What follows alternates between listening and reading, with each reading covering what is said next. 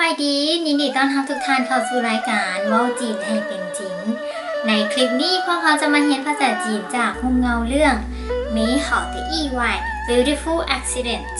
ไปเบิ่งตัวอย่างประโยคที่1กันเลย作为一个女人，我完全明白您的感受。作为一个女人，我完全明白您的感受。作为一个女人，我完全明白您的感受。เขาจะแบ่งประโยคนี้ออกเป็น2อนุประโยคเนาะเพราะว่ามันยาวเกินไปเขาจะมาแปลเทื่อละอนุประโยคกัน作为一个女人ในฐานะที่เป็นผู้หญิงคนหนึ่ง作为แปลว่าในฐานะที่คำว่า作为มีหลายความหมายและมีหลายลักษณะการใช้แต่ในที่นี้หมายถึงในฐานะที่一个一个一ก็คือ1เขาจะเห็นคำว่าเก้ออยู่เป็นประจำในเวลาที่เขาใช้ภาษาจีนคำว่าเก้อในที่นี้มันวางไว้อยู่ทั้งหลังตัวเลขบ่งบอกถึงคำที่เป็นลักษณะนามคำลักษณะนามของคำว่าเก้อนี่เนาะมันจะหมายถึงลักษณะนามของคนหรือวัตถุสิ่งของใดหนึ่งเช่นว่าหมากไม้ที่เป็นหน่วยเขามาเบิ่งตัวอย่างเช่นว่า2个人2คน3个人3คน5个西瓜มังโม5หน่วยหรือว่า10个月10เดือนเหล่านี้เป็นต้น女人女人ก็คือผู้หญิง男人ก็คือผู้ชายคำที่เราเรียนไปแล้ว男女人作为一个女人ในฐานะที่เป็นผู้หญิงคนหนึ่งและประโยคย่อยถัดมาก็คือคำว่า我完全明白您的感受我แปลว่าค่อยเราเรียนมาหลายเทื่อแล้วหวังว่าทุกท่านยังจื่อได้完全完全แปลว่าทั้งหมดทั้งมวล明白แปลว่าเข้าใจ您的คำว่า您สุภาพกว่าคำว่า你你แปลว่าเจ้า您แปลว่าท่าน的แปลว่าของ您的ของท่าน感受การโชคคือความรู้สึกบางคนอาจจะสงสัยว่าแล้วเขาเคยเรียนคำว่าการเจ๋กับการโชคมันต่างกันแนวใดมันมีความหมายคือความรู้สึกคือกันแต่มีลักษณะการใช้ที่แตกต่างกันเนาะคำว่าการเจ๋เป็นคำนามการโชคก็เป็นคำนามแต่การเจ๋สามารถเป็นคำกรรมะได้การโชคบ่สามารถเป็นคำกรรมะได้การเจ๋เป็นคำที่ใช้บ่งบอกความรู้สึกของเขาต่อกับสิ่งใดสิ่งหนึ่งคือความรู้สึกของเขาที่มีต่อสิ่งอื่นคือมันเป็นการบ่งบอกถึงเป็นผู้กระทำในภาษาอังกฤษเอิ้นว่า active ส่วนการโชคเป็นความรู้สึกของเขาที่ได้รับมาหลังจากที่ว่าเกิดมีสิ่งใดปรากฏการณ์ใดหนึ่งเกิดขึ้นแล้วและมันมากระทบใส่ความรู้สึกของเขามีลักษณะการใช้เป็นผู้ถูกกระทำหรือว่า passive ในภาษาอังกฤษมาเบิ่งตัวอย่าง你对这件事情有什么感觉你对这件事情有什么感觉เจ้ามีความรู้สึกต่อเรื่องนี้แนวใดอันนี้คือถามความรู้สึกของเขาต่อเรื่องหนึ่งกับอีกประโยคตัวอย่างหนึ่งคือ这件事情影响到他的感受这件事情影响到他的感受เรื่องนี้กระทบต่อความรู้สึกของเราบ่แม่นการสัมภาษณ์ถึงความคิดเห็นใดหนึ่งที่มีต่อกับเรื่องนั้นแต่ว่าเรื่องนั้นมากระทบใส่ความรู้สึกของเราและเราก็ได้รู้แล้วว่าวิธีการใช้การเจื้อและการโซ่แตกต่างกันแนวใดเนาะครั้งหน้าใช้ให้ถูกต้องมาเบิ่งตัวอย่างที่2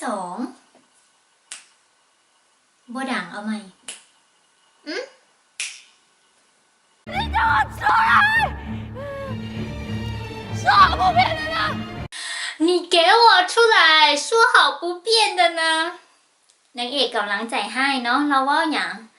你给我出来说好不变的呢你给我出来说好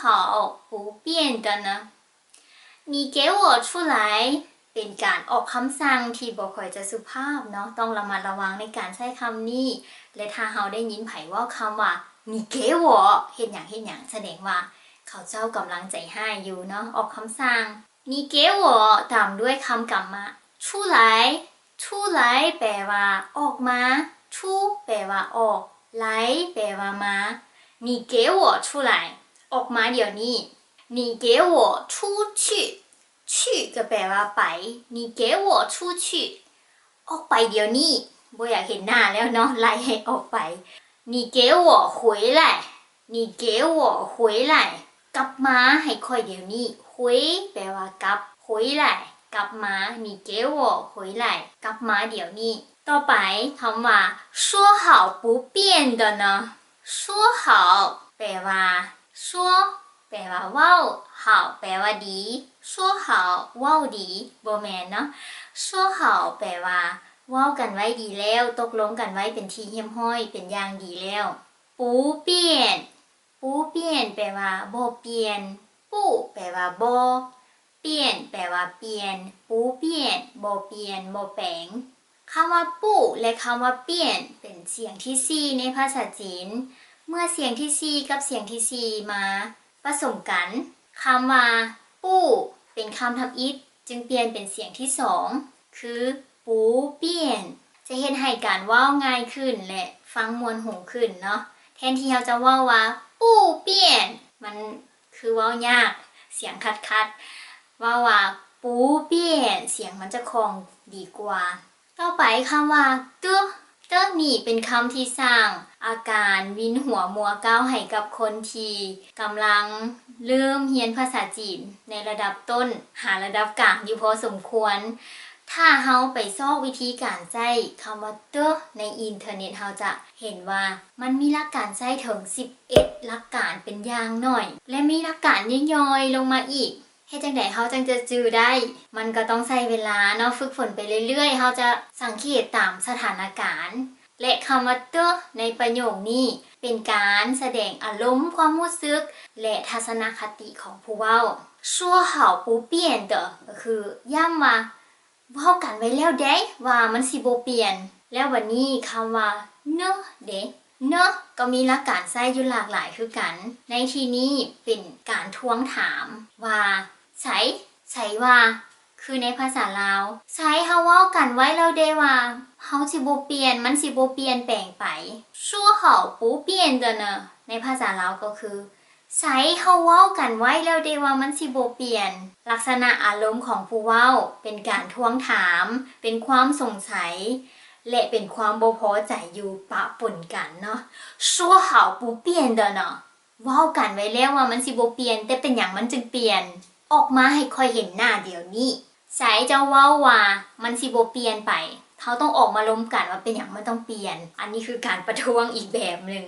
ต่อไปเบิ่งตัวอย่างที่3借酒浇愁愁更愁借酒浇愁愁更愁借酒浇愁愁更愁จื้อไว้ให้ดีเฮาอาจจะได้ใช้กับหมู่ของเฮาในกาลโอกาสใดหนึ่งก็เป็นได้借酒浇愁愁更愁มันแปลว่าหยัง借酒แปลว่าใส่เหล้าเจี้ยแปลว่านำใส่ส่วนหลายเขาจะใช้คำว่าเจี้ยในฐานะที่มันเป็นคำว่ายืมปึ้มเขาก็ว่าเจี้ยชู้แต่ในที่นี้เจี้ยหมายถึงนำใส่โจ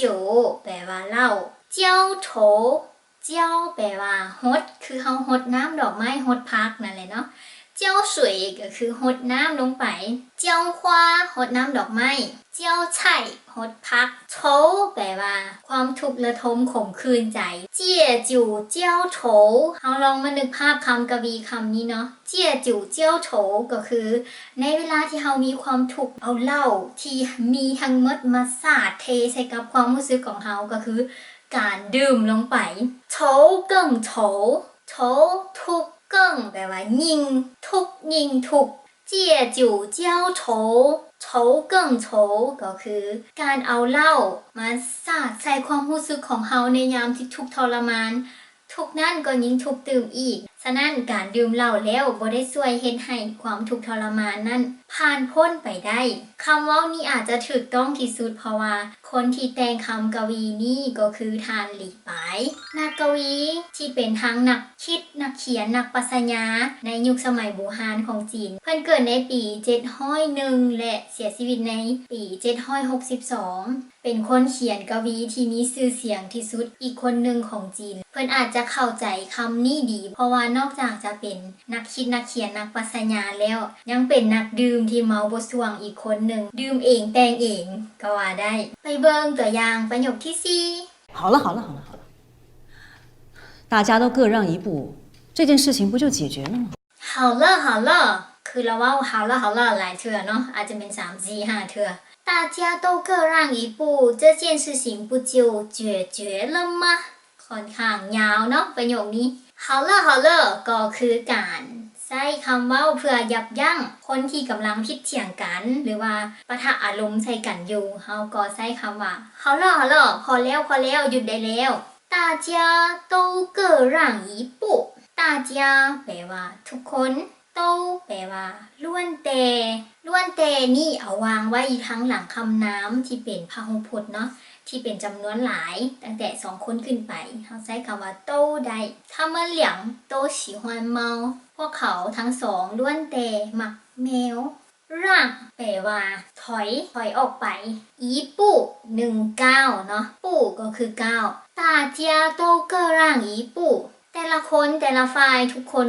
พากันถอยกันคนละก้าว这件事情不就解决了吗这件ก็เป็นคำลักษณะนามคือกับคำว่าเกื้อแต่มันใช้บ่งบอกถึงเรื่องใดเรื่องหนึ่ง一件事情แปลว่าเรื่องหนึ่ง这件事情这แปลว่านี่事情แปลว่าเรื่อง这件事情เรื่องนี้不就解决了吗การใช้คำว่า不就และลงท้ายด้วยคำว่ามะที่เป็นคำถามเนาะเป็นประโยคย้อนถาม解决แปลว่าแก้ไข这件事情不就解决了吗เรื่องนี้ก็จะได้รับการแก้ไขแล้วเป็นตัวบอกในภาษาลาวเฮาก็จะว่าแบบนี้เนาะ大家都各让一步这件事情不就解决了吗ถ้าแต่ละคนแต่ละฝ่ายพากันถอยกันคนละก้าวเรื่องนี้ก็จะได้รับการแก้ไขแล้วเป็นตัวไปเบิ่งตัวอย่างประโยคสุดท้ายประโยคที่5这不是你的生活，时间不等人，走吧。这不是你的生活时间不等人走吧这แปลว่านี่เฮาเว้ากันเมื่อกี้นี้เนาะ不是บ่แม่น你的ของเจ้า生活แปลว่าชีวิตบางคนอาจจะถามว่าแล้วคำว่า生命เด้และ生活ต่างกันแนวใดคำว่า生命คือชีวิตที่เป็นความตายเนาะเวลาใช้เกี่ยวกับอุบัติเหตุการเจ็บป่วยและการมีชีวิตอยู่เขาจะใช้ว่า生命ส่วนคำว่า生活แม่นชีวิตการเป็นอยู่ชีวิตประจำวันของเขา这不是你的生活นี่บ่แม่นชีวิตของเจ้าเนาะนี่บ่แม่นชีวิตที่เจ้าจะมาใช้เป็นชีวิตของคนอื่นชีวิตประจำวันของคนอื่นบ่แม่นชีวิตของเจ้า时间不等人时间แปลว่าเวลาผู้ก็แปลว่าบ่เติงแปลว่ารอคอย人คน时间不等人เวลาบ่คอยท่าคนเวลาบ่คอยท่าไผโจปะก็คือการใช้ชักชวนให้ออกเดินทางไปคล้ายๆกับภาษาอังกฤษที่ว่า let's go เราก็ใช้คำว่าโจปะไปกันเถอะ这不是你的生活时间不等人โจปะนี่บ่แม่นชีวิตของเจ้าเวลาบ่ค่อยท่าไผแล้วเฮาออกเดินทางไปกันเถอะเป็นจังได๋หาประโยคตัวอย่างจากรูปเงาเรื่องมีเฮาแต่อี้ไว้หวังว่าจะเป็นประโยชน์ในการเรียนภาษาจีนของท่านก่อนจะจบคลิปนี้เนาะขอฝากเพราะว่ารูปเงาเรื่องนี้เว้าถึงนักกฎหมายคำว่านักกฎหมายที่เป็นทนายความเฮาเอิ้นว่า律师ทนายความเบิ่งปากเนาะเวลาว่าลี่ก็คือเฮ็ดปากเป็นหูวงมนคือออกเสียงโตอีลี่ชื่อ ชื่อเอาลิ้นไปไว้เทิงเพดานปากและออกเสียงชื่อในภาษาลาวเฮาบ่มีเสียงนี้การเว้าเสียงชื่อนี่เป็นคำปรับเสียงในภาษาจีนเลยเนาะสำหรับเสียงคนที่